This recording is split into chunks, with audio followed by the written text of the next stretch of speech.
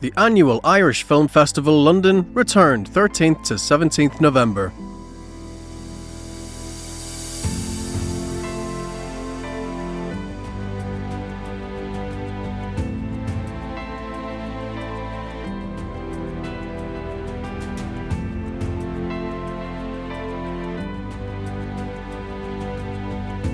The festival got underway with a screening of the documentary Mrs. Robinson, which tells the story of Ireland's first ever female president, Mary Robinson.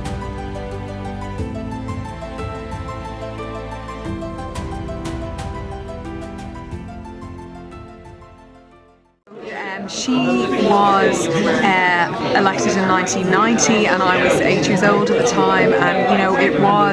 And it was a moment that really percolated down to girls my age. That sense, as Rosita Sweetman put it, of just big doors, being thrown open, and so much that had not been a possibility for girls and women, for the LGBT community, for disadvantaged communities across Ireland. There was a sense that finally, the country could be theirs as well. It is so exciting to be here tonight. I mean, it is such an honour to have Mrs. Robinson be the opening film of the festival, and it's such. I mean, I've screened at the festival before. It's such.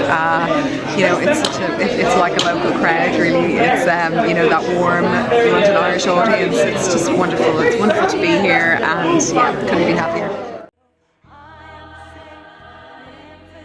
The films continued with Belfast documentary The Flats.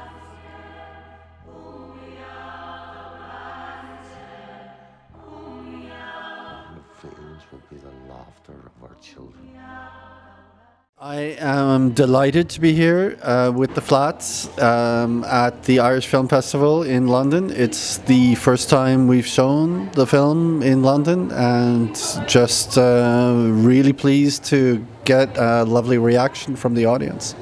I believe that the audience is identifying mainly with the main characters.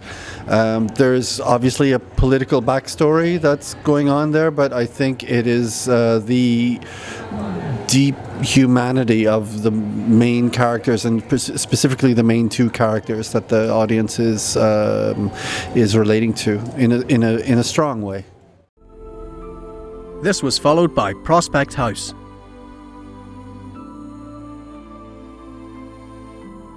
I have to say we're very honoured to be here. We've been here other times in the past with theatre, and actually we were here with another film, weren't we, Anne?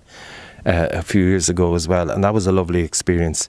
It's sometimes you watch a film on screen and you just realise that there's work gone into it that you didn't see or hear until you get a really good presentation of it, and that is exactly what happened tonight. A festival like this is hugely important.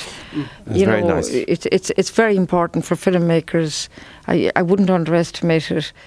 The films continued with Twig, a Dublin gangland retelling of Greek tragedy Antigone. Sade Malone has been lauded for her performance in the lead role. So I started off as an actor, so Antigone is just one of those great parts for young women.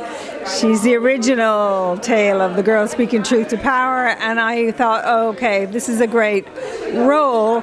But I then wondered about setting it in Dublin. I know I used to live in Dublin's north inner city. There's a lot of amazing, really powerful women dealing with a lot and doing it really well with what they've been given. And I just thought, well, maybe I could mix the two and set it there and lean on the ancient tale to tell a more modern tale. It needs somebody, like, if you're going to have an actor who's going to be in every single scene almost, you need somebody that has that sort of weight, and that also can really hit all the notes, the high notes and the low notes. And I think Sade she's a natural, so she kind of does it, but with ease. It seems like with ease. She works hard. She works really hard. She prepares. She comes in, but she also is able to toss it off and have a laugh afterwards. So yeah, she's a real treasure. And I think I think this is going to be the first of many roles like this for Sade. Oh, it's so exciting. I've been a massive fan of the festival for so many years, so to be here with a film like Twig is incredible. What was it that drew you to the character first of all? Yeah, so I did Antigone at school, and I always just remember it being an amazing story centred by really strong women, which, as a young actor is a dream. So when it came into my inbox that there was a modern adaptation of Antigone, I was really intrigued, and when I read the script I was blown away that Marian, the director and writer, could pair both a modern context and this Greek tragedy from thousands and thousands of years ago together. It was, I was blown away, and just it felt really right when I was filming it. It's really hard to explain, but it just sort of all clicked. I think that the film poses the question, how far does something have to go and for that cycle to stop? It's a very powerful theme, and I think it's executed really beautifully in Marianne's writing. Friday night concluded with the documentary Housewife of the Year. We thought the only people who could tell the story was the contestants themselves. So we're not in it, it's not anything to do with ourselves, it's really their stories told in their own voice. They're the only people who will be able to tell the story of this show.